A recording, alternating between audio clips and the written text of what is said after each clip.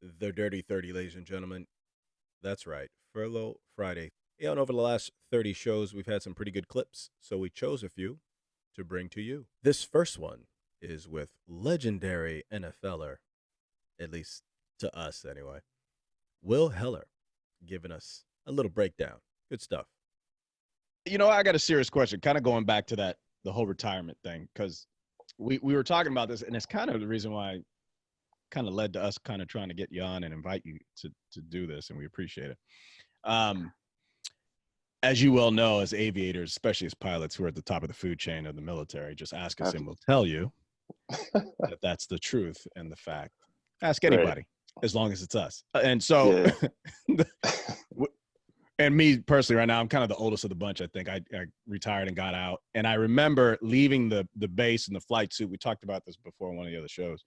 And like that feeling of, this is the last time I'm going to kind of lace up, Right. Can you speak to like how you kind of dealt with that, if you dealt with it, or were you like ready to go? Because I thought I was ready to go, and I'm like, fuck, I'm out of here. And then I'm like, yeah, oh, that kind of hurt. My whole NFL story is pretty wild in the sense that just going way back, I was a college walk-on. That's awesome. Was undrafted. Growing up, I was never an all-star on any level. It's never like, oh man, that guy's going to make it to the league or whatever. Dude, you're 6'6", 275. How is that?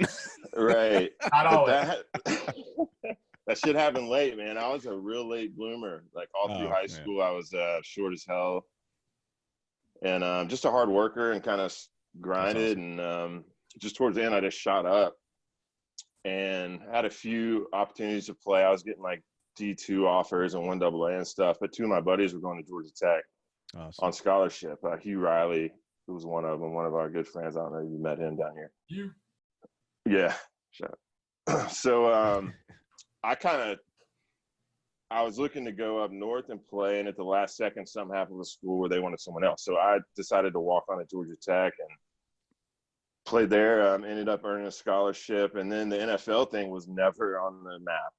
And then my senior year, we had a coach come in, Chan Gailey, who had some NFL connections. He said, "Man, you got the frame, whatever." So I just kind of went for it. Wow. Wasn't drafted, came down here, made the Bucks as an undrafted free agent, played 10 years, and it was all, for me, it was literally one day at a time. Like, wow. The story of, having to earn your job literally every single day was kind of my thing. So having been my story, once you get towards the end and your body starts to break down a little bit and you realize, the young guys are coming in, it wasn't hard for me to kind of be like, all right. Oh, really? It's been a good run. It's been a good run. Yeah, Because you weren't expecting it anyway. And the fact that it happened for 10 years, man, that's exactly. But you did put in the work. You worked your ass off to get the position. Right. Yeah. And I thought, that would allow for an easy transition, towards what you're saying. I thought that would. It's been cool. It's been fun. I'm out. Let's go start reality. And but I realized early into my retirement that, I had been a part of a team for a long time and been a part of something. Yeah. And it's probably similar to you guys, like you have it's just a sport, man. But squadron and team are the same thing. If you break it down. Definitely, man. It's definitely more than just the sport. Yeah. Right. When you're a part of something and you're showing up every day, that's appreciated and needed by other people to make the organism as a whole function, which you guys are right in the, that's what you do. You guys are a part of a freaking machine, and your job's important and it's respected and it's needed. And it was kind of that deeper level that rocked me a little bit. You know what I'm saying? Like a month, 2 months, 3 months into it, where you kind of you try to handle the surface level psychological stuff, which, you're like, oh, I'm into, you try to pre-plan for it. And you're like, I'll be cool. I'll stay busy. Like I went back to school, finished my degree, coached a lot, tried to stay rolling activity wise. But man, you wake up and you're like, fuck, no one gives a fuck what I'm doing today. You know what I'm saying? You know what? I had that very morning. This morning. I had that. Yeah. Like I could go fucking like sit on a fucking tree log by the river and no one gives a shit, you know? Whereas for so long, like literally our performance, and I'm just a small part of a bigger, whatever you want to call it, team, but like literally our performance, a lot of people's jobs depend on it. A lot of people's livelihood depends on it. People care. People are like interested in what you're doing. Absolutely. So like that, you know, that deeper level was tough for me. It's like, well, fuck, I better find something. Like, what do I got to find something to fucking do or like care about or whatever. We talked about that. Right. Find out that purpose is. Exactly. Wow. So, yeah, man, that was tough. You know, the other thing that you guys could probably relate to, you know, the NFL is not a typical job by any means. No. And like everything's just dialed up, man. Like if you looked at all the characteristics of any job and, you know, whatever, like the difficulty in keeping your job, fucking 11. Like the stress related to keeping your job, 11. The excitement of your job in the NFL, 11. I mean, you're like the pressure playing in front of fucking millions of people and you got to do your job against really good motherfuckers, 11, you know? 11. Wow. Physical like contact, like that release, that kind of fight. You're in like hand-to-hand combat 4 days a week, fucking around with big dudes, like 11. Like all these things are so dialed up. Wow. And then when it's over, and you guys know that. I mean, like, I don't know, like flying in airspace where you could get like whatever. It's all, it's pretty intense shit. And then when it's over, it's like, you're done. And you're in this fucking vacuum with like, all those knobs are a fucking zero. Yeah. You know? And that's a great analogy. So it's tough. Like that, you know, like when you're living with all that shit turned up, it's like adrenaline. It's like it literally has a chemical effect on you, I would think, like your brain and like getting riled up.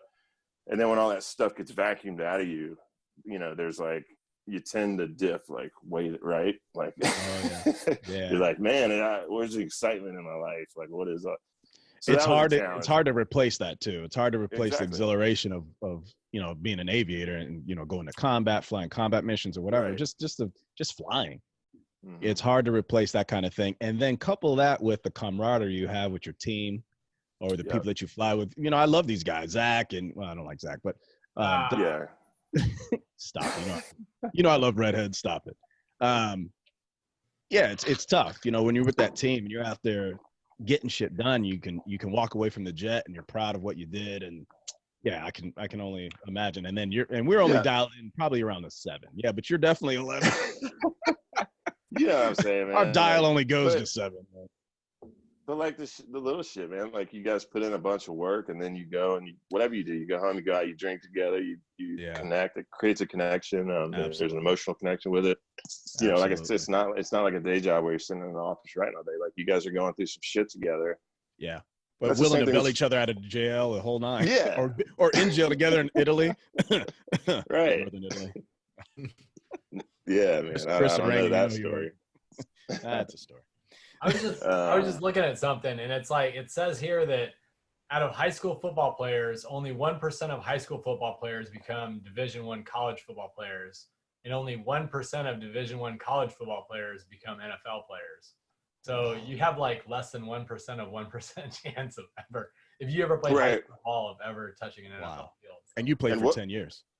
And what's wild about that, man, is like never, ever at any point in my day-to-day life did those numbers come into play. Like even never. Register.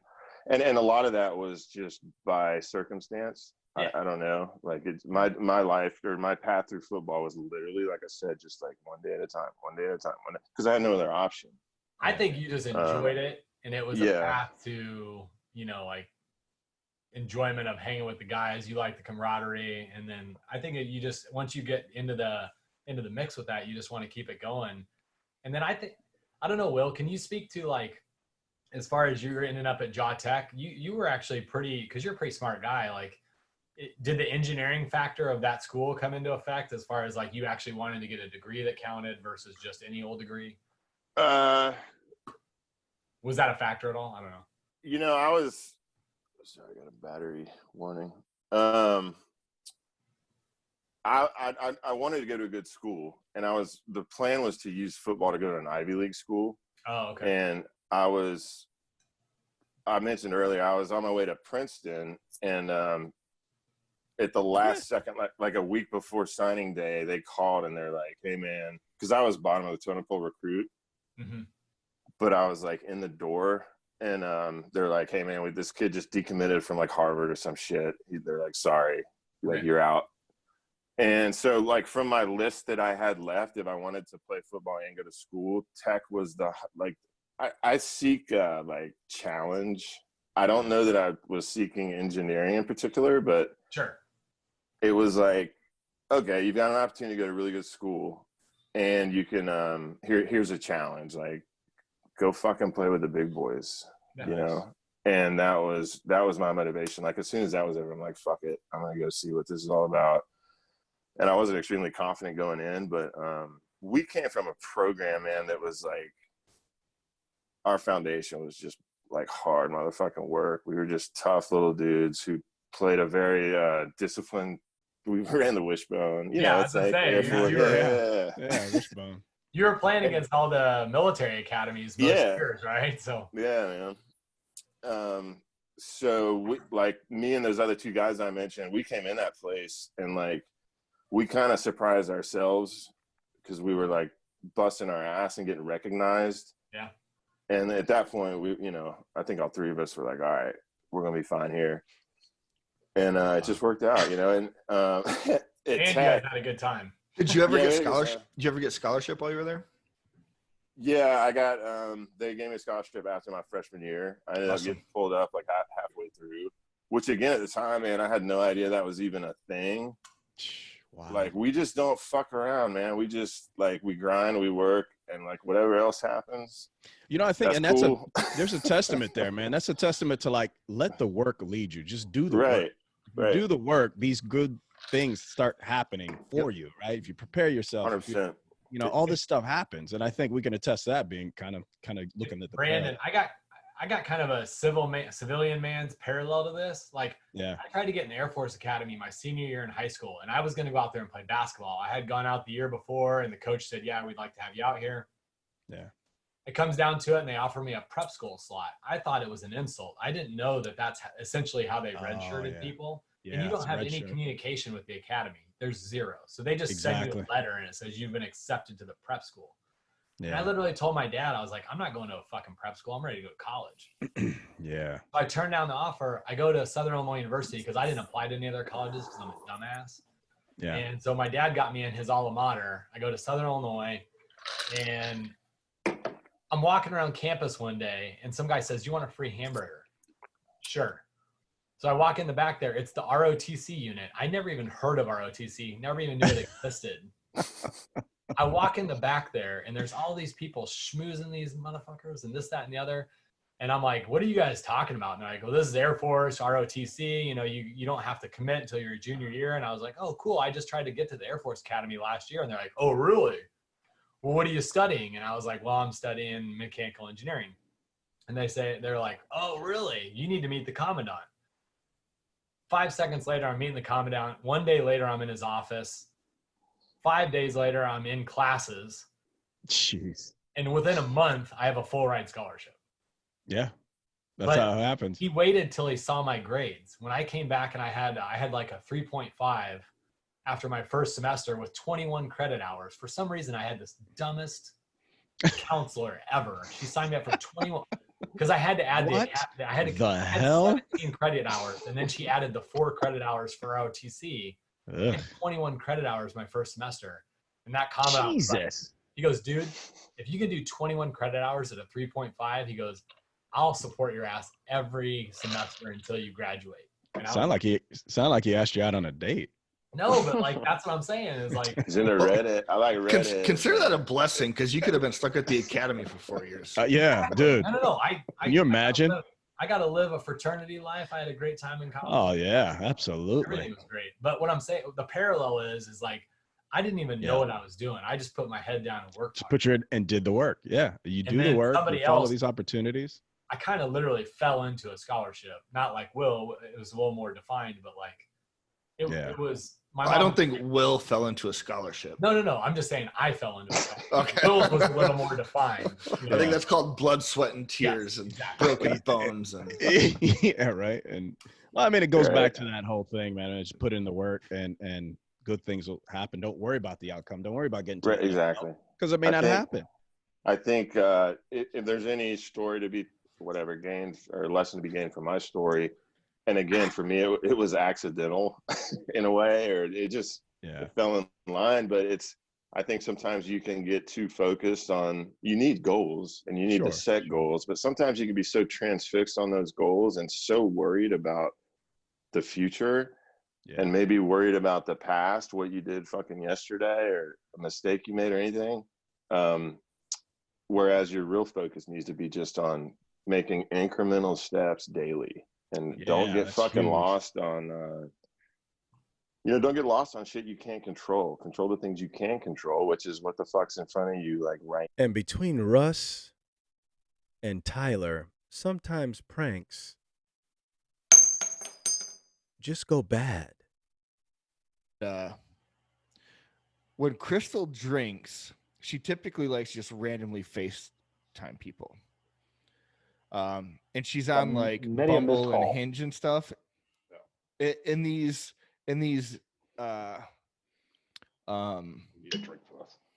these dating sites have like, I think since COVID have like this little, like you can FaceTime or call the person now. Oh, once you match. I don't know if that's a good thing. She gets drunk and she just like at 1:00 in the morning starts video FaceTiming these strangers that she's never met before. And they all think she's, trying to get her. Midnight Express. Yeah. Midnight Express. So we went from chess to that to like call people, drunk dialing people, to pranking people. Of course. So somehow Russ's name got brought up. Oh boy. And I'm like, all right, if we're gonna do this, let's call him and say, hey, this is Tampa Police Department, and your car has been reported driving around Tampa on autopilot. That was gonna be the joke, right? He gets up, he looks in his garage, his car's there. Haha, funny. 20 minutes, he's back. Well, like he's an airline pilot or something. We had my neighbor call because how many times they call, Tyler? How many times they call? That I don't know. 20. Oh wow, that's great. Because my phone's on Do Not Disturb, so if it went off, twice. it would wake me up. Yeah. Twice. You have to call 2 consecutive times for it to ring. Whatever. You guys called me a lot. It was a lot. All right. Yeah. Anyways, so we call my neighbor. My neighbor called because it was an unknown number and voice, and he says his spiel. Well, let's just say he ad-libbed from what I had said. And tell me, Russ, what you heard on your end at 2 a.m. Hey, this is Johnny McFucknugget from Tesla. Your car's been reported stolen and used in an armed robbery. Oh no. And because I'm a good American, keep a gun in my car. And because I was on the road, my car was parked at the airport. So I'm like, well, I can look at the app and see where it is, and it says it's still parked, but I'm still kind of freaking out. And it was 4 a.m. or 3 a.m. So I'm like, this sounds fake. But I'm like, what? What are you talking about? So now I'm playing along. I'm like, the car's in the garage. Who's this? What's your name? And then I was just like, I hung up. And now I'm like, it's going over in my head. Like, what is going on? This can't be real. Call my wife. I'm like, hey, some shit might be going down, And then it got serious. And now I'm like, all right, maybe I should call the cops. Call them back. Nice. But I called Please the guy tell me back you who called called the me cops. first. No, I didn't call the cops. I called the guy back, and then as soon as I started talking to him, his story broke down immediately. And then I knew he was fucking with me, and now I'm really pissed off. Like really pissed off. So yeah. You still didn't know Tyler was involved? So the call back. So this call whole back. he calls back, and I see Crystal whispering in my neighbor's ear, telling her what to say, and I'm like, all right, this has gone too far. Yeah. Bad shit can happen now. Yeah. So I'm gonna read. Do you guys want to hear the text exchange that we had? Sure. No, well, define bad shit. No, go ahead. Well, he said the cops were involved, blah blah blah. I'm like, that was my next phone call.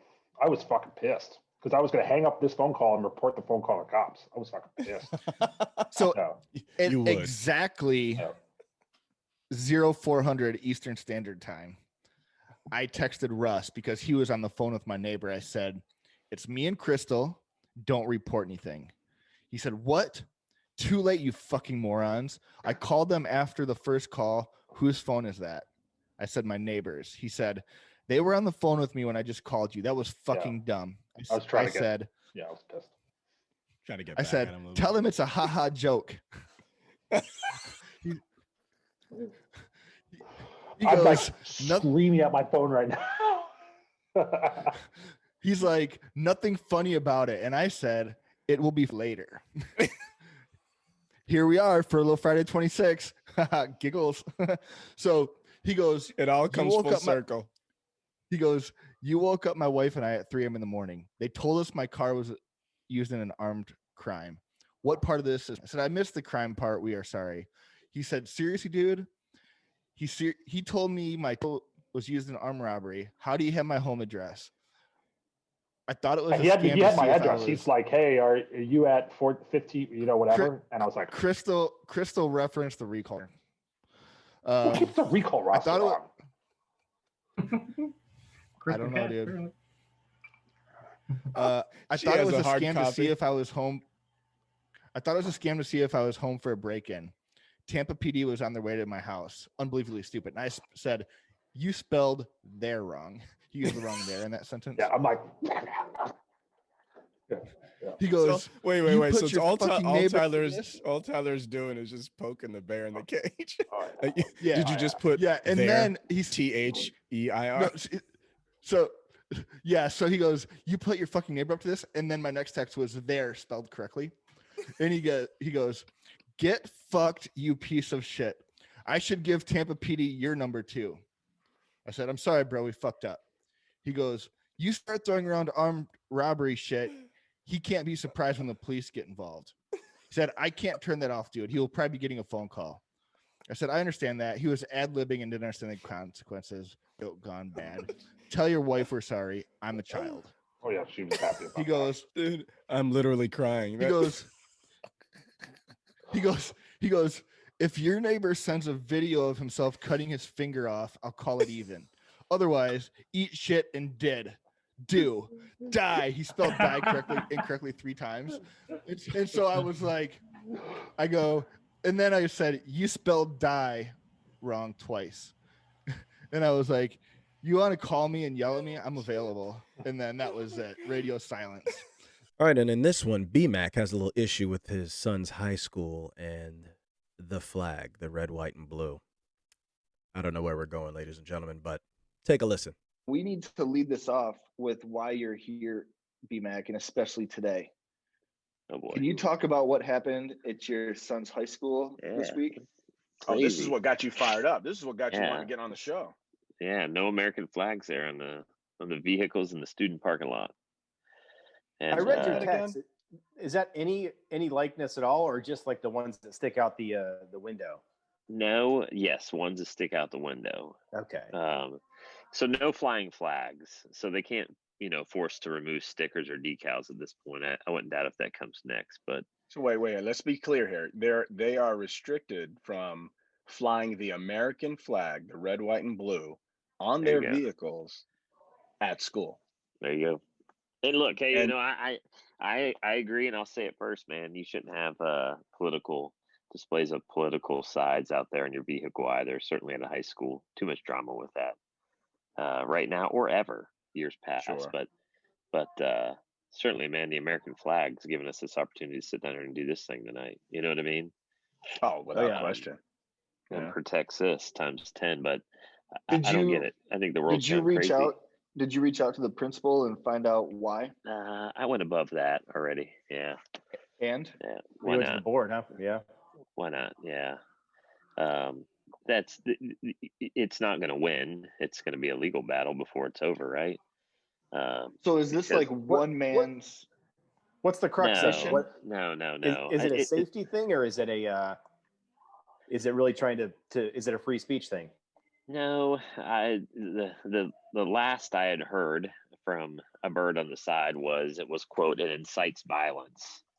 So, yeah, the American flag, get that. Now, okay, I'll play devil's advocate there. Now, are they saying it incites violence because the folks that are waving the flag are backing that up with claims of being more patriotic than someone else? Are they trying to use, you know what I'm saying? Like, are they poking the bear with it?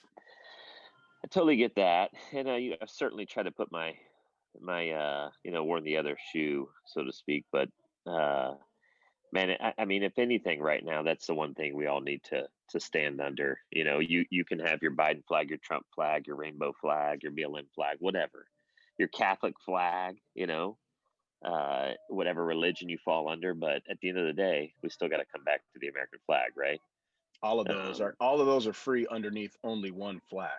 Yeah. Sure. Yeah. And I mean, I don't want to get all gushy with you guys, but man, I'll even go back to my grandma one day. She told me, she's like, look, Brian, if everybody prays the rosary in this country, we'll all come to an equal forum.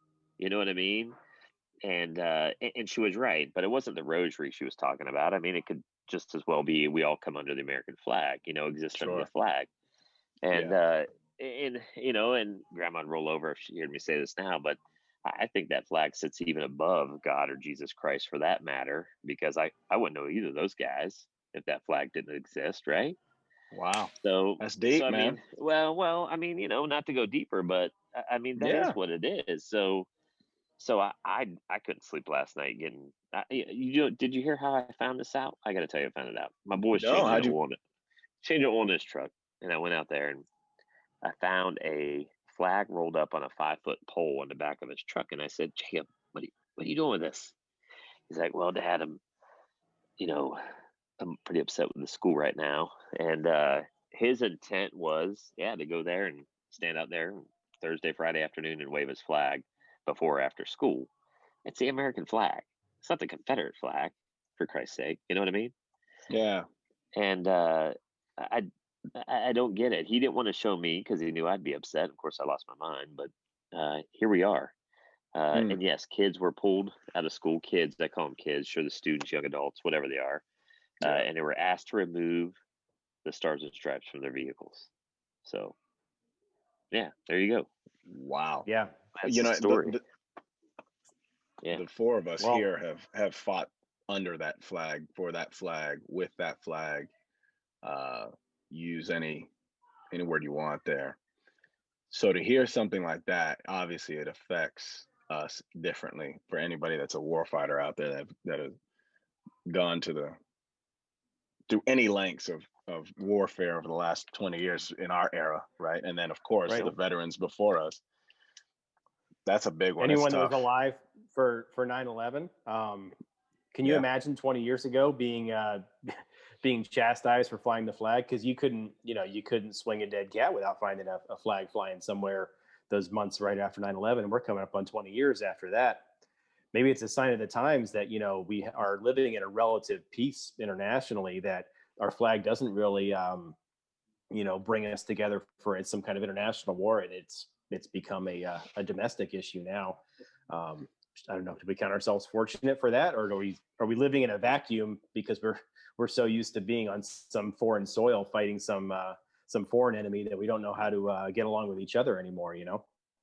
That's a great perspective. Wow. Well, think about I mean, so go a little deeper on that. So your perspective there is that internationally, it is what it is. But as we get in a more domestic setting, it loses its meaning. It loses. Yeah, I think so. I think, I mean, after 9/11, we were all, banded together against a terror, an enemy of terror. Before that, decades before that, it was the Cold War, and it was a ideological conflict where banding under that flag meant you literally stood for freedom.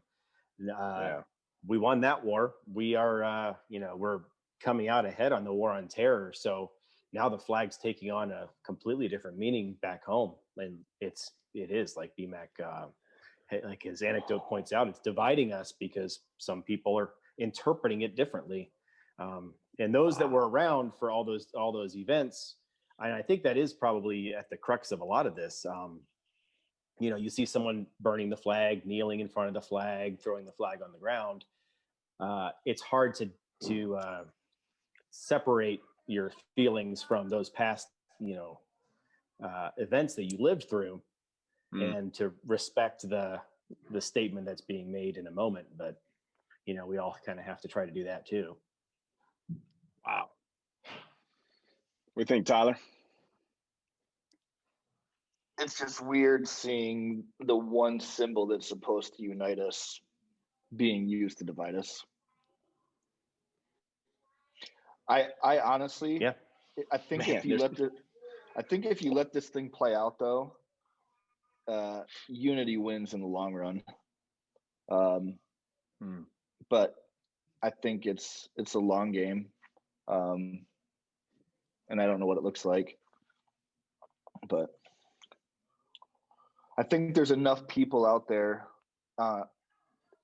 irregardless if that's a word, that do hold that flag on the pedestal it deserves,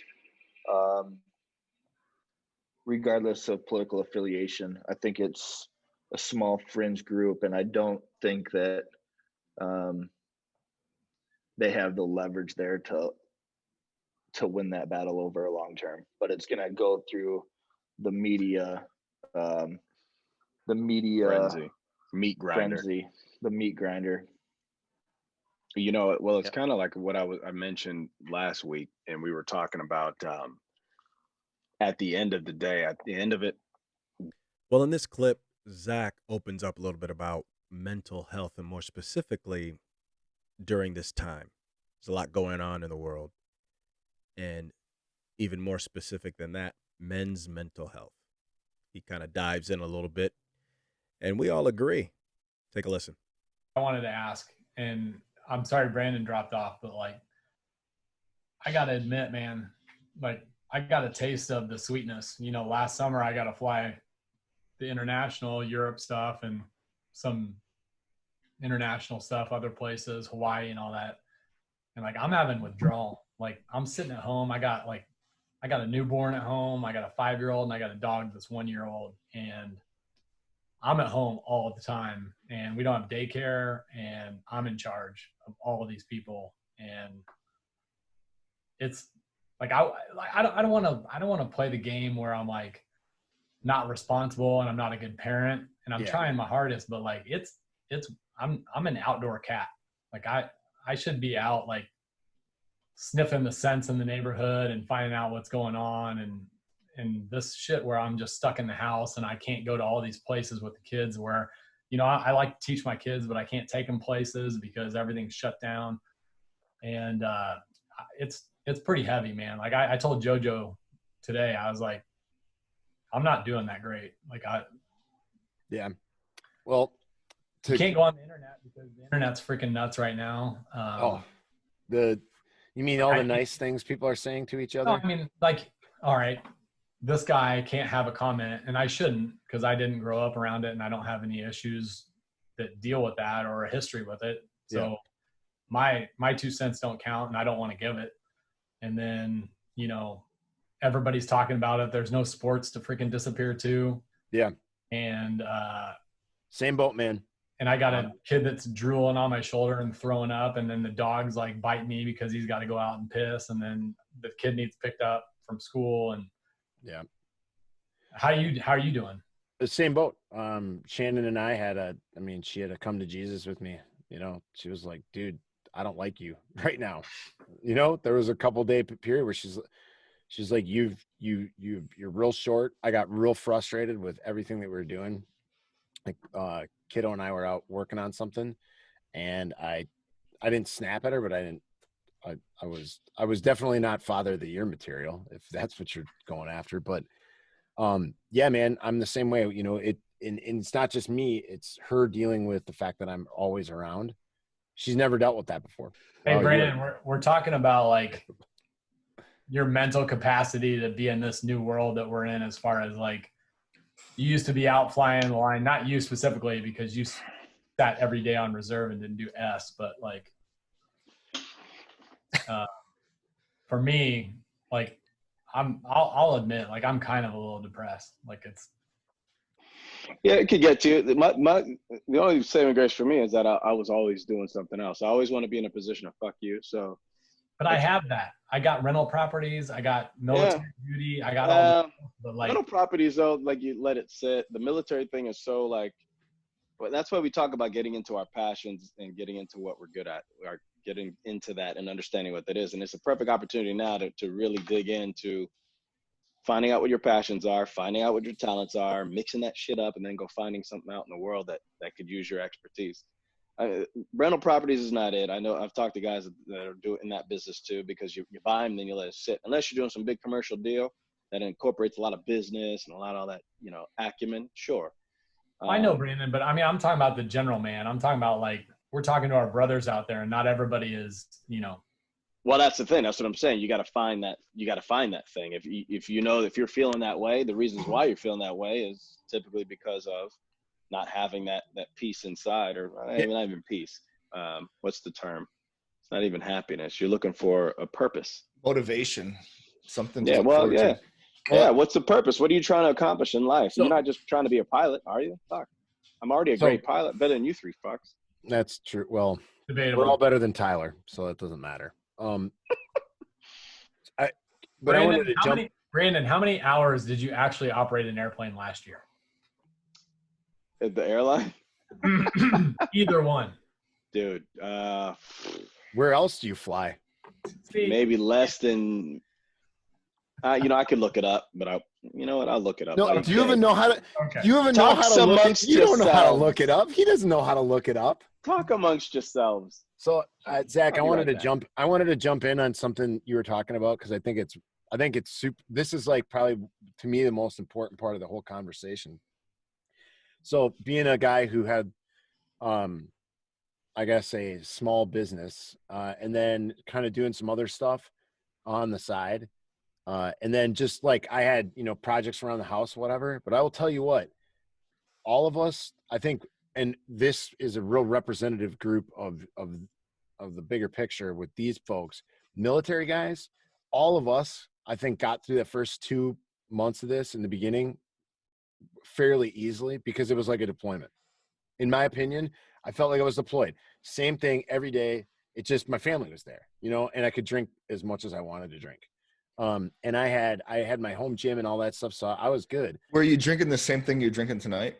No, because that's marginally depressing. I didn't realize. I was gonna say press pretty existed. Imagine However, if you had that on month one. I will say, boxed wine goes down great, and I drink a lot of that. My dad that's 60 loves a boxed wine. I do. I'm a big fan, man. Kirkland Signature. So. Not affiliated. So the other thing I noticed though was after probably like in the last 3 weeks, the ramp off the edge was bad. You know what I mean? Like that's where I noticed that I was getting short, that my purpose wasn't, I didn't feel like I had, not the pilot part, but just I'm not a stay-at-home dad. By trade, and all of a sudden I was like, dude, I'm confused as what I'm supposed to be doing now. And the stuff that I want to do, like I do, like Brandon said, find your passions, find what else drives you. The next thing I know is I've got like kind of a job, a side gig that might happen, but the problem is what is it related to? The other thing I love, sports. Well, that ain't going on either. So it's like you just kind of bounce from thing to thing until I guess it lands. And the worst part is I wasn't really talking. I wasn't even, I mean, I talk to everybody about anything, about everything. And I wasn't really talking about just the fact that I was like, dude, I kind of feel like shit, man. And I guess we're never supposed to say that. Well, one day I was like, dude, I feel like shit. I'm not that happy. And it's nobody's fault but my own. And the next thing I know, I was like, you know what? That felt really good. That's what a pilot does. That's what. And it felt really great to say that. And then I felt better. And I seriously felt better like the day I said it. It was crazy. I don't know. I have a good friend that we both went to college at Southern Illinois University. I went for engineering. I did ROTC, and all I wanted to do is something else, engineering and military. And you were almost a Division I basketball player. Well, almost. I've seen the boy hoop. Yeah. Anyway, but I got a call from my buddy that went the GA track, like general aviation. He got all his qualifications, got his degree. He goes off and flies regionals for 10 years, gets the call up to the big boys. He's working at Brandon's company. And he calls me up and he's frantic. Like, he is calling me up asking like what my company's doing, what our union's saying, and he wants to know everything. Like, he's digging. And that's the difference. That's the big divide between, and not to say anyone is better than the other, and fine, you give comments, I don't give a shit. But the difference between the military guy and the civilian dude, I think because of the crucible to which we have been trained and stuff that we've done over the last 20 years, right? We've been doing this crap. I think we're more suited to be like, I'm not getting shot at. Whereas my GA counterparts, they kind of stress out a little bit. But I'm talking about like the uncertainty. Like, yeah, they're not good with uncertainty. They're not good with. But that's what's happening is like, you got the COVID-19 stuff going on, family life going on, your job is in peril potentially. And how do you plan for it when nobody's talking about it? Like, I don't know what your guys' unions are doing, but our union's saying it's not going to happen. And they're not giving any like, hey, you guys need to plan for the future. You guys need to figure this out. And it's all like hush, hush. And that should tell you something right there. Look, when it comes to the corporations and the unions that we are involved in are no different. They're corporations. They're business entities. They have to hold their cards close. They just have to. And I don't think it's against us. I don't think it's this. It doesn't have to be this adversarial thing. But in that, take some notes. That means that we need to start doing for ourselves too, whatever that means. If it means going back to school, if it means finally getting that degree, getting into a certain business, and with that sense of purpose, we end up having, it takes away from the fear factor because we're actively doing something. So then we're not worried about, oh crap. It's when we're idle and we're just kind of sitting there, sitting on our hands is when we start getting, worried, like, oh shit, these people need to be telling me something. But let's be honest, they don't. And this we is like them too, but this is the perfect opportunity to like, whatever you've always wanted to do outside of aviation, to do it. Here we have Will Heller back again, dropping some knowledge on some on and off shenanigans and stories that he'd like to share. Good stuff. For Will, best off-field memory and best on-field memory. Ooh, best on-field. So when I was finishing up my time in Seattle and I was becoming a free agent, it was 2008, and Detroit literally went 0-16, Tyler. You remember that shit? Mm-hmm. And it was 08, so financially speaking, we were where we were, and Detroit was taking a shitstorm, and it was probably the least desirable city to live in besides Cleveland in the continental U.S. Mm-hmm. Oh, what's up, Lachlan? What's up, dog? Hey, buddy. And I remember going to the free agency, and I'm like, my agent's like, where do you want to go? Where do you want to play? And I'm like, well, anywhere but Detroit. And the first day of free agency, that's who calls, Detroit. He's like, he's like, what do you think? And we looked at it, we're like, fuck it, let's go. And so I went to Detroit, and the place was in the shits, like, whatever. And so we won 2 games that first year. We weren't real good. And it was a unique experience, like staying in shitty hotels. No one's at the games, pretty rough. And the next season we won 6 games, and we won our last 4. And we had this momentum building, and the city was starting to get some life. And next season, we won our first 4 preseason games, and then we won our first 4 regular season games. Wow. So it's also, the momentum was shifting. And our 5th game that season was a Monday night game against Chicago. And it was the first Monday night game in Detroit since like the mid-90s with Barry. Oh, dude. And you got to kind of earn your Monday nights. Like, if they get a Monday night game, they see, like, your entertainment value. So whatever, we were getting some momentum. And the Tigers were playing somebody in the ALCS that same Monday. And the entire city of Detroit, like, shut down. It was like Gasparilla down here. Like, no one went to work. But, dude, like, it was lit. And we're warming up, and they're showing the Tigers on the big screen, and the place is going ape shit before we're even, like, in our uniforms, And we played the Bears that night, and we beat their fucking brakes off them. And when you start winning, the cool thing about NFL is when you start winning and, like, your team's getting focused, celebrities start kind of showing up. And so Kid Rock was becoming, like, a regular.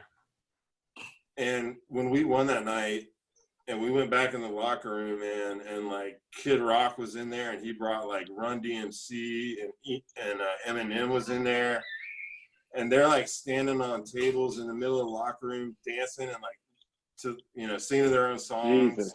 That's sick. And that's awesome. It was awesome, man. It was like a championship night, like you don't always win championships, but I heard LT say it recently. It's like, sometimes, because he's like a Hall of Fame guy, never won a Super Bowl. He's like, man, someone told him, sometimes you don't win, but you have championship days. And that was one of them. But one of the funniest parts of the story is we're in there just like getting wild, whatever. And finally Schwartz walks in, and he's like, all right, everybody up, let's get out of here.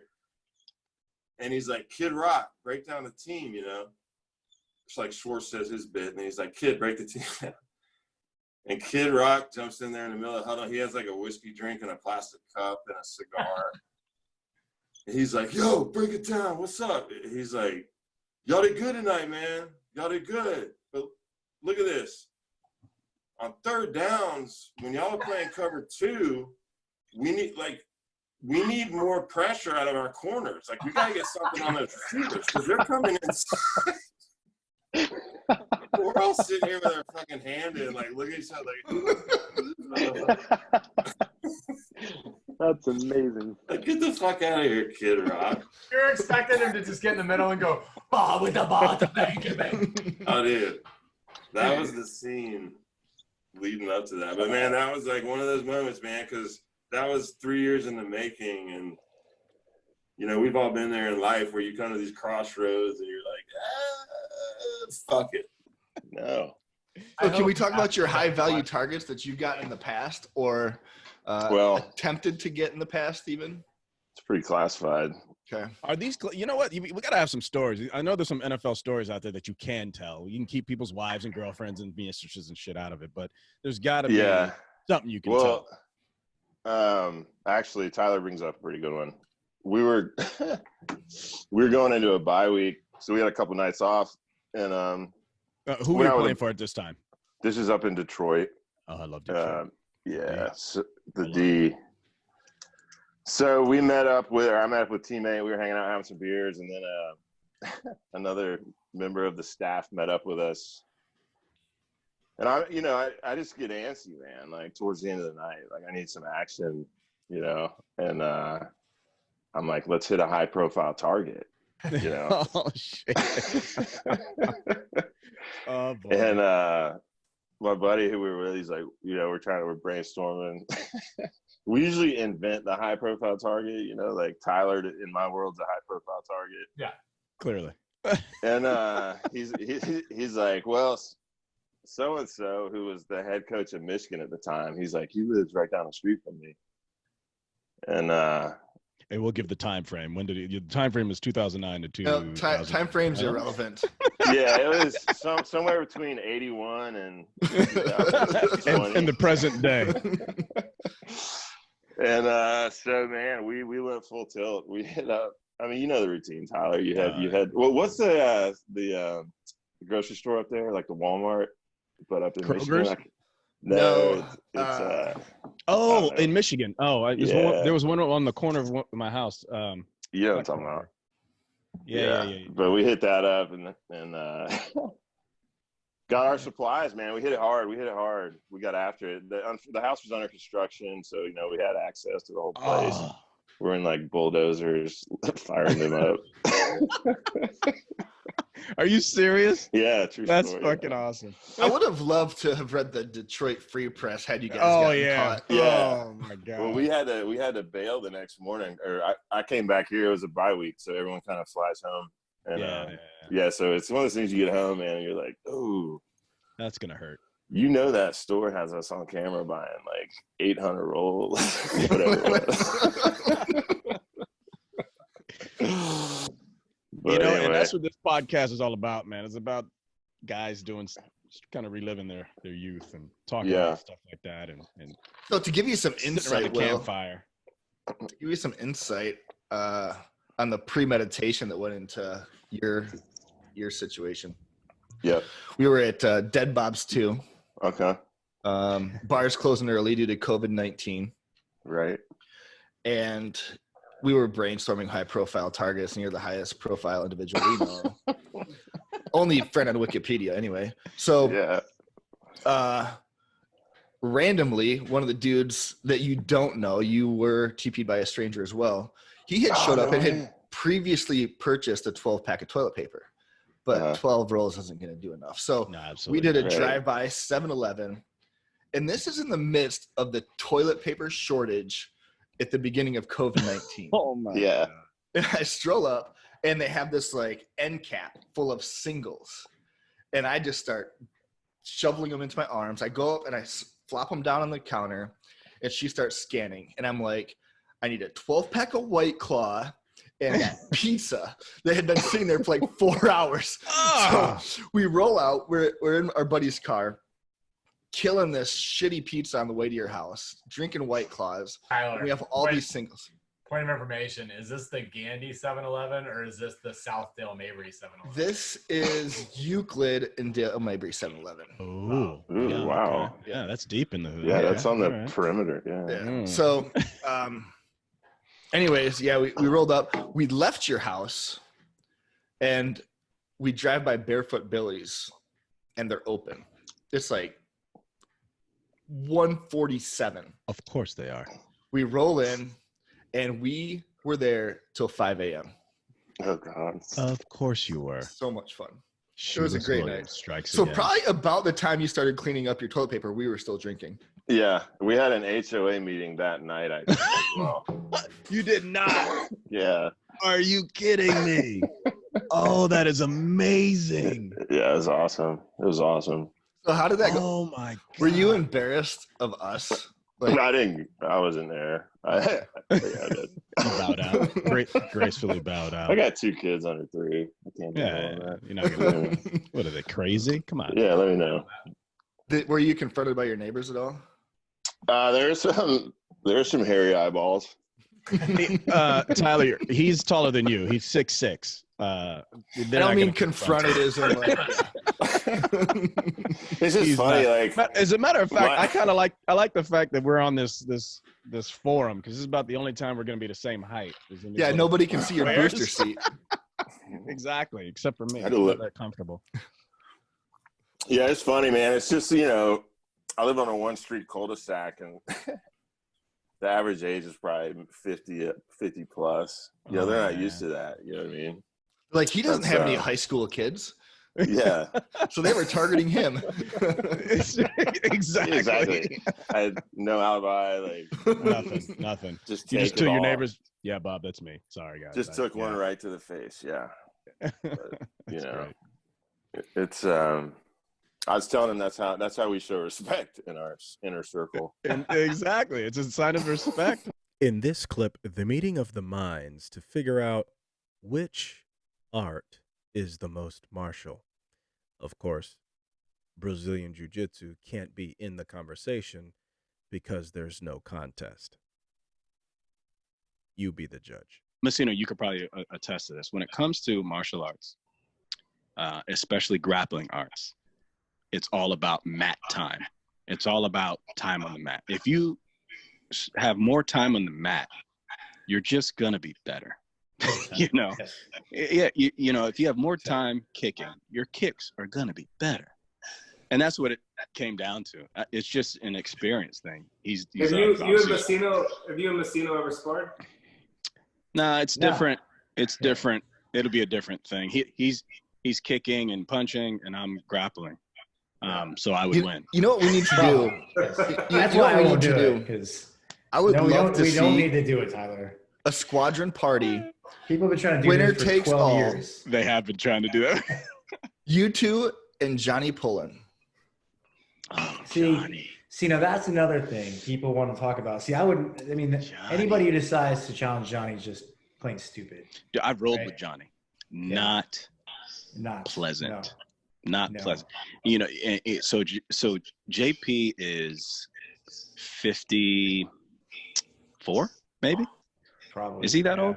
I don't know if he's that He's old. got me by Maybe. He's got me by a few years, by at least 6 to 8 years. And when I say I've rolled with this dude, when I say he's relentless, like he'll let things break. He will. That's right. You have to kill him. He'll let it break. You have to kill him. He's died like 3 times anyway, so he doesn't care. True. So he knows. He's been there. He's talked to spirits. He doesn't care. Like he's willing to go the distance. Right. That's right. So, you know, and I've rolled with him. We have a good time, you know, and I'm like, dude, I'll have him in something. I've had him in things. Why aren't you tapping? I don't know, dude. Just, you know, see how far I can go. See, you know, I kind of want to go to sleep already. And he's got, you know, that Cali drawl. Yeah. Like California. And then he'll get me in something. I'm like tapping like a thumper. Yeah, that's the guy you want on your side. No, that's something that like, dude, you gotta know. Yeah. He's great. But you wouldn't know it. You look at the guy. You wouldn't, and that's what I love about it. That's what I love about, you know, this whole thing. All of it. All of it. Like, well, you know, just and again, so to bring it back full circle, the young buck came up and you know, he didn't know. And you know, he sizes me up. He's like, "Oh yeah, I got this little guy." He didn't. It was different. Needless to say, he ended up wet. He was in the pool, and we had a good time though. You know, in mutual respect, we from a grappler's perspective, we kissed and made up, and not that it was anything anyway. But. You know, and that's what's funny about talking to each of you individually. Like, hey, Johnny, you want to fight? Would you fight Eric? He's like, I don't really want to, man. You know, and then I'm like, hey, Eric, you want to fight Johnny? He'll kill me, or you know, like everybody, like fighters seem to be quite humble typically. Absolutely. You know what I mean? Absolutely. Because you've got your ass kicked so many times. Because you've gotten your ass kicked. You have a mutual respect for the art whatever it is. But I think you have to understand, like, we know how bad it can get. Yeah, man. Yeah. And that's the other side of it. Like, we know how bad this can get for whoever's involved, and a lot of times it's not the place you want to go. Yeah, exactly. We know how bad it can get on accident. In training, let alone like the real deal. Like if I'm intentionally trying to hurt someone, you know, we're not intentionally trying to hurt somebody when you're training, but it happened. Hell, I broke a leg, I've dislocated a shoulder, I've broken my nose 3 times, and you know, half of those, half of them weren't even in competition or in a fight. It was training. You know, last time I broke my nose, I was training somebody else. And so incidentally, anytime you hear, like this coach, you know you're about to get hurt. So, not to get political, when the whole defund the police thing started, Joe Rogan had Jocko Willink. Yeah, I saw that. And wow. For if you don't know who he is, you know, he's former Navy SEAL officer, and now he's an author and does all this other stuff. If you don't know who he is, unfollow us, go follow him, then come back to us. He'll bring He's got his own podcast. Yeah, he'll bring a lot of value to He your does. life. But he was saying, he's like, you know what? If the training for police officers involved martial arts, and it was like an 8-month academy focusing on martial arts with recurrent training on a monthly basis, you know, a few hours a week minimum. Absolutely. He's like, cops are going to have a different level of confidence, and they're not going to have that that urge. You know, they're going to know how to handle people. Conflict resolution. They're going to have conflict resolution, that verbal kung fu. They're going to be able to talk to people and downgrade something that seems hostile into something that we're just talking, man. Civil discourse. We're just trying to, you know, solve a problem with words. And on the other side of that, I think they control their emotions better if they go through that training. Like a lot of it, the guy just can't control his emotions. He loses it on somebody, something happens, and now he's in jail for it. Whereas now, if he can control his emotions and walk back that situation, like you just said, then whole different story. Yeah, so I did a lot of training. I still do with some IDF guys, some Israeli guys. And we do a lot of stress and aggression, very much like in jiu-jitsu or in any kind of fight sport. You have this stress and aggression drill. Everyone's drafted, right? And a portion, they all do 2 years, and martial arts is 4 years. And a martial arts is basically the basis of their training, right? So when they come out, it's a completely different specimen. Absolutely. I would imagine. And the beauty of the guys I train with is the guy I trained with, he was a commando in the IDF, but he was kind of a mixed bag, and I mean that figuratively and in reality, because he was Israeli but of mixed descent, so he was bigger than Israeli. Israelis tend not to be huge people by and large, right? They're not like you, Tyler, 6 whatever, right? But Americans are. And actually, Benji, you're pretty tall, and you're a big dude too. You're not little, right? So when you look at Americans, man, Americans are like, I mean, look at Jocko, Willick, you look at some of these dudes, they're freaking huge. So what he did, when he came to the United States, he basically made it a hybrid. He took the Krav Maga that they learn over there, coupled it with the knife fighting, the disarms, the guns, and all this stuff, but then put in a lot of like American style wrestling, jiu-jitsu, some of this other stuff. So it's kind of a hybrid, and it's to handle bigger dudes. You don't want to be under like a big guy. I don't want to be under either one of you two. Macino's my size, so I can probably handle it. But once he starts implementing knees, I'm not going to like it. But I don't want to be under a big guy. So this is the kind of system to which they train towards. And it's been amazing experience. But that stress and aggression, you're absolutely right. And I think that's what Jocko was getting to, is like, once you've been through that, you know what real stress and aggression is. You know how to mitigate, having, that threat mitigation and conflict resolution, right? Those buzzwords, all that crap. They know how to deal with it. And it definitely has to come down. It comes down to training. This defund stuff, no. Fun training. Defund other stupid stuff, sure. But don't defund the police. Like, I like the police, so I don't want to.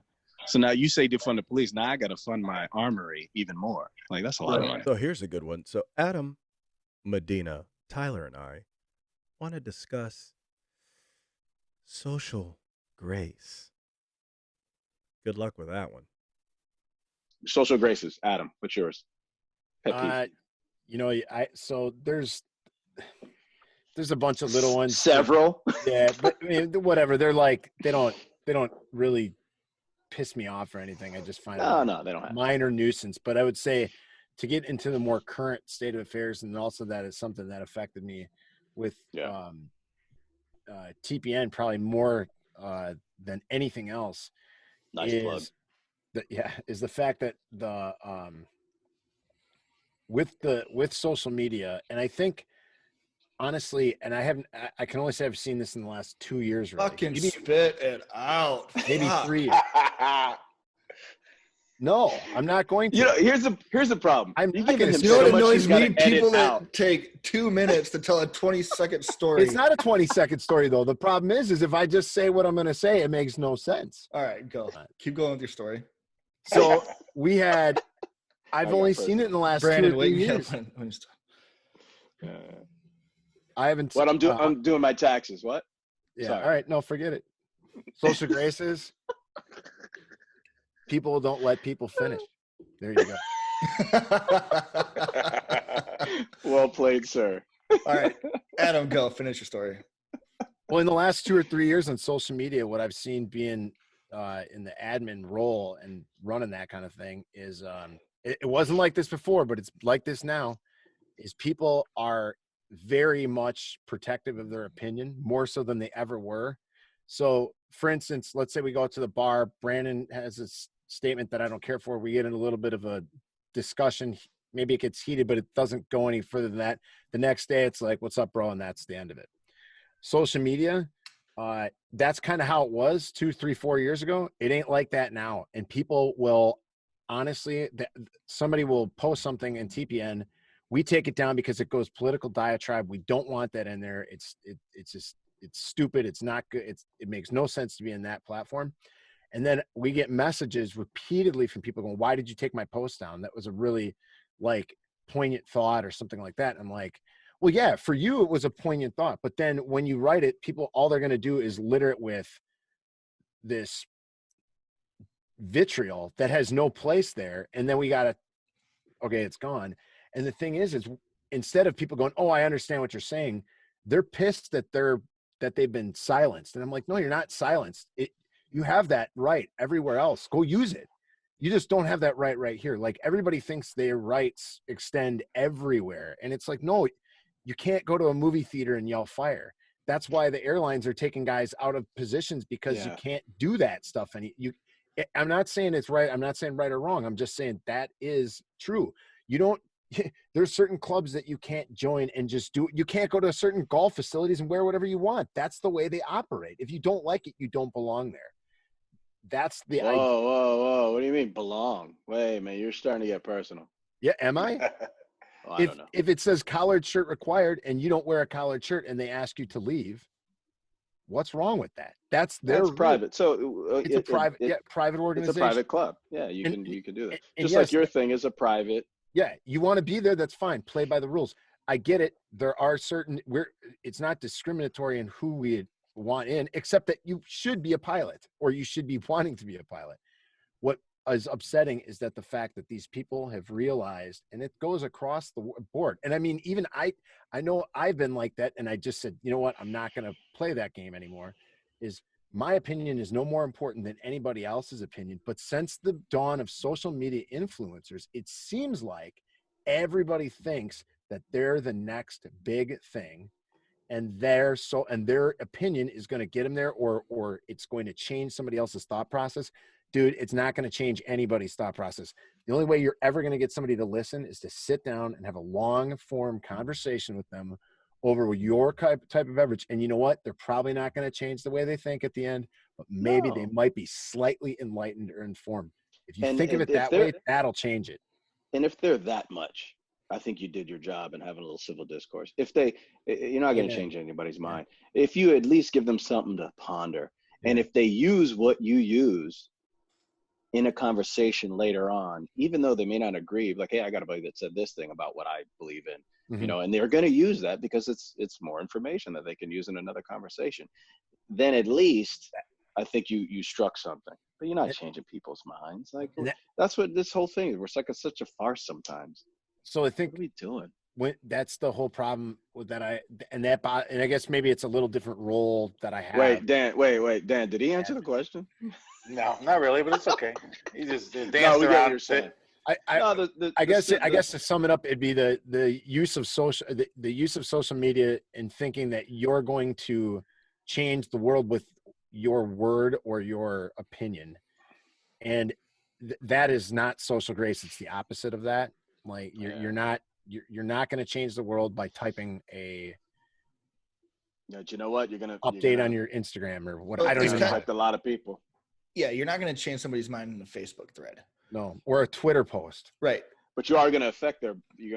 That's for sure. That's you look at, Joe Rogan, right? We talked about him earlier.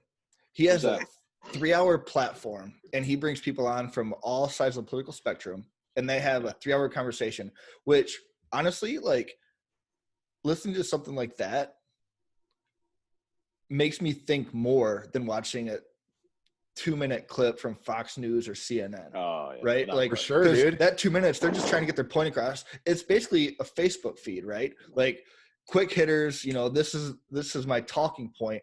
And neither side is really able to expand on why they think that way. But you have long form media like a Joe Rogan or, even political podcasts, even though they're biased, lots of times it can still be like, all right, let's talk this through. And I don't have to agree with you, but now I understand where you're coming from. And I think there's a lot of value there too. But what does Rogan always say? It's clickbait. That 2-minute spot on CNN, Fox News, doesn't matter. It's clickbait. They want to get you into their feed, and then you stay there. It's kind of like YouTube. You watch one video, boop, boop, boop, boop, boop. I'm going to follow these other videos down the rabbit hole. Longer eyes on the product, more time to hit you up with whatever advertising it is. Absolutely. Yep. What's yours, Tyler? Make it quick. Jesus. Yeah, I'll do 20 seconds and 20 seconds. So basically people at a red light on their phone, and when the light turns green, they're still on their phone. Oh my God. These aren't social graces. That's a pet peeve, dude. Totally different. Yeah. Well, I think it's the new social grace. Because why? Because I know you're so close talking, over talking, but when we start talking about the modern stuff, like the stuff that the cell phone has changed, or like what you were saying is like social media has changed the game. Like there's these new ones now that we have to consider. And you both had great examples of that. I think, both of them. When we have self-driving cars, it ain't going to matter anymore. I know. I can't wait. Oh, man. Like right now, say like 8 cars get through a green light to turn left. With self-driving cars and everybody move at the same time, you'll get like 23 cars through. It's going to be choo. Amazing. Yeah. Wait, what was that, Brandon? Yeah. And of course, last but not least, we have our very own, the Krizza Callahan, the 11th member of Wu-Tang. And CJ, going back and forth about distant lands like Liberia? Man, check it out. There were many Liberia stories. What I was expounding on was the fact that the things that happened to us when we were the dependents of diplomats, that's the stuff made for TV like 16 Candles that no one would believe until someone else comes along to corroborate the story. He's talking about, hey, remember when the Marine security guards had to come rescue us when we got into the street fight with the locals and we were running down the main street of the Capitol at 2 o'clock in the morning because we got in a fight with the locals? And it was the ambassador's daughter who was visiting from boarding school, you as the defense attaché's son, and a few other kids that were the dependents of high-ranking embassy officials. And at 5:30, 6 o'clock in the morning, as the sun's coming up over the coastline, we were all standing in front of all the flagpoles in the main embassy, tattered, torn, drunken. And all of our parents parents snatching us up by the collars, which ultimately resulted in all of us 15, 16, 17 years old being put on house arrest for 3 months. Damn. They're messing around. No, they weren't. We were horrible. So we were horrible. Because of the girl. No, she was actually, the craziest part about it was, this is back in the day before homosexuality was even a thing. Mm-hmm. And what happened was one of my friends who actually ended up being a Marine, his name was Mark, we were falling out of a bar in an alley. Mind you, we're 16 years old. That already gives you a perspective of what it is. Yeah. It was a contingent. He was half brown and I was full brown. And we were the only 2 people with melanin in the entire group of 13, 14. One of the locals goes to do a handshake with him. Mind you, we're 15, 16-year-old kids, and refuses to let go of his handshake and subsequently begins to cuff one of his buttocks. You see, I'm using all my formalized words. Wow. And he is so small in stature that he is not able to pull away. From the buttocks? From the grip, the iron grip. Man. Insert a 6'4", blonde-haired, blue-eyed quarterback who's only been in the country 3 days because he transferred from Japan, embassy in Japan, stumbling out of the bar. Subsequently, I still hang out with him. And when I get down to St. Pete for your retirement time, I'll be making sure I invite him so he can corroborate this story too. Awesome. Because he lives down there. He owns a construction company. Oh, right on. He falls out of the bar and sees what's going on. And he goes and literally pops the dude, knocks him down. I told you we're in an alley. We're deep into an alley. By the time I come out of the bar, and that bar was owned by Lebanese. Mind you, the crazy part about it was during that time in the 80s when we were doing that, the U.S. Embassy would give all the dependents as kids, they'd give us these jobs. In reality, they were just jobs to do something. But, we'd come home post-tax with about $200, $300 for the paycheck. And what was our thing to do when the dollar was king was run downtown to the local economy and trade currency with Libyans and the Lebanese, who were all the shop and business owners, because they wanted American dollars in green. And the bigger the dollar, the higher the currency transaction. So I could take my $20 bill downtown and get $100 Liberian dollars for it. Wow. So that led to a culture of serial abuse by all the dependent kids because money was never an issue for us. And when we did get in trouble, it ultimately came down to a conversation of how much is this going to cost? And then the shop owner, the store owner, the hotel owner would tell us, and we'd be like, is that in American dollars or Liberian dollars? And once they'd agree on a price, we just hand the hat around, and everybody would take the money and we'd pay, and the Marine security guards would scoop us up and we'd jet out. So now fast forward back to the story. He clocks this Liberian dude, this national, in the alley. And by the time I fall out of the bar, the entire alley is filled with the locals. And they're raring to start a brawl. Oh, it's about some international incident. Yeah. So during that time, one of the things that was unique about me was my dad was in the military attaché office. So one of the things that I did that was ironic was I was always the responsible kid out of our group. I always used to carry this radio that was about twice as tall as a gentleman jack, and it was a Motorola radio, and it had access to the embassy net. Everybody was connected through CBs, and everyone was required to keep a radio unit in their house.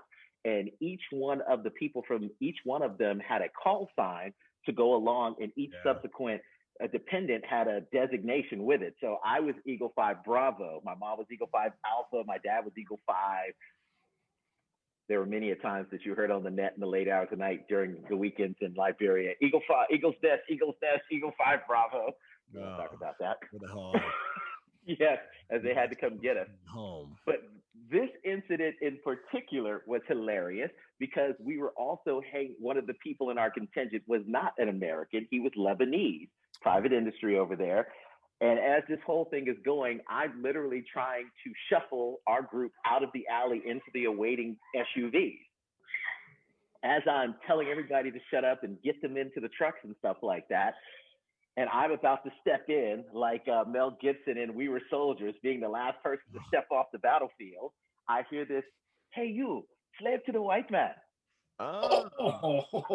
I did tell you I was drinking, right? Oh, yeah. So I stopped prophetically like a TV scene and stepped foot off the platform, walked back over, and I said, what did you say? He said, my brother, I call you slave to the... He never could get the rest of it out.